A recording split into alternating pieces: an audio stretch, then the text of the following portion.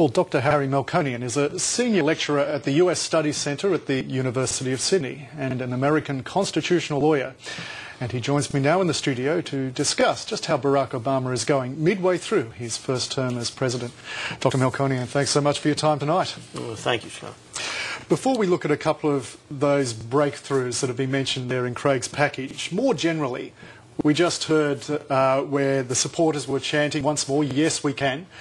We heard the President say, "Yes, we did," and he went on to say it was one of the most productive post-election periods in decades. But how much can the Obama administration be categorised as yes, but, with qualification? Well, I think it's been an enormous success. If you keep in mind, he passed a universal health care bill in the United States that Bill Clinton, Jimmy Carter, and Richard Nixon most recently failed in doing, that both Theodore and Franklin Roosevelt tried and failed, and that Harry Truman, John Kennedy, and Lyndon Johnson couldn't do. So whatever else there is to say, he already accomplished something quite incredible in American history. Is that resonating with the electorate, though? No. Why no, not? It's not.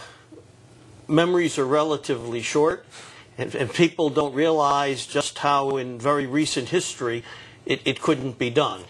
And now that it's been done, of course, now it's a matter of everyone picking at it as it's not as good as it could be, or we don't like it. But even for an achievement like that, at the ballot box in those midterm elections, he was trounced, or his party was trounced. Why isn't it translating somehow? It turned out it was an important issue to him, but it was never that critical an issue to the population. That's simply all that it was. It was an important step for the United States as a society. It was an important part of his campaign pledge. But what it proved, and the election returns showed it, it was simply not something that significant to the voters. Let's look at a couple of these breakthroughs that have occurred, that are being seen as major achievements. Firstly, the end of Don't Ask, Don't Tell. Through your legal training, I believe you have a connection with this policy and how it affected the lives of some servicemen and women. Could you briefly tell us about that connection? Sure. In 1992, we brought a lawsuit on behalf of a gay sailor who had been discharged. And at the end of 1992, the federal judge ordered the Department of Defense to change its policy and not to discharge gays and lesbians. This was sitting on Bill Clinton's desk. The outgoing President Bush did what most presidents do with things like that. He left it on the desk and left town.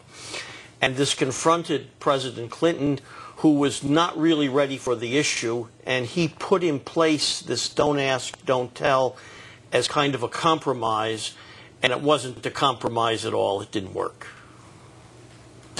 So now with this, how will this change, do you believe, be received within the ranks of the military, but more broadly in the community? Within the ranks of the military, it won't have any effect, because one of the things we established was, in the case of the sailor we represented, everyone on his base knew he was gay, including his commanding officers. It just wasn't an issue. Keep in mind, this isn't an ancient policy in American military. This is relatively recent.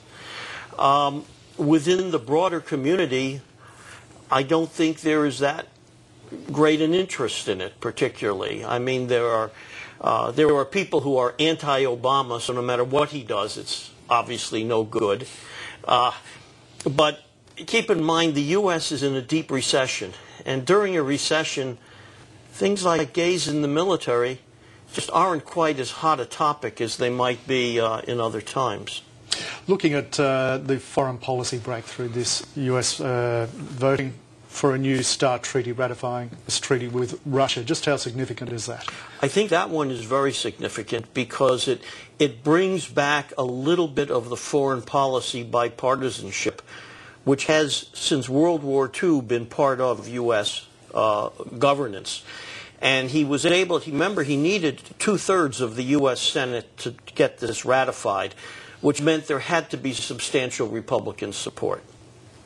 Do you think it will mean an improvement to US-Russia relations, which have been ebbing and flowing in recent years? It's been slipping away to almost Cold War atmosphere at times. Do you think this will now give it a very firm footing for very strong US-Russia relations? And let's face it, if US and Russia are on good, sturdy ground, then it flows across the world.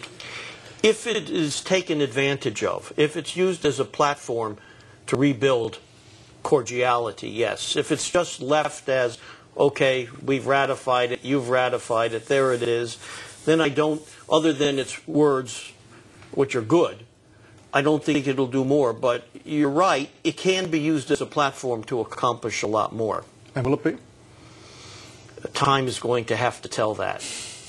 So President Obama is on holidays now. We saw him probably with great relief walking up the steps, I presume, into Air Force One, heading off on holidays. What's he going to be returning to next year politically? Is he going to be the lame duck president, or is he going to be the comeback kid Mark II in the eyes of the public? I think he's going to surprise people because he now has to truly govern from the center. He's going to have a strongly Republican House, and with the new census data that's come out, the House looks like it's going to become more Republican at the next election. So I think his supporters, who may be somewhat left of center, will have to compromise with him, recognizing that he now has to appeal to this Republican majority in Congress. And I think he's going to be very good at that. But hard times nonetheless. Yes. Harry Melkonian from the University of Sydney, the US Studies Centre there. Thanks so much for your time tonight. Thank you.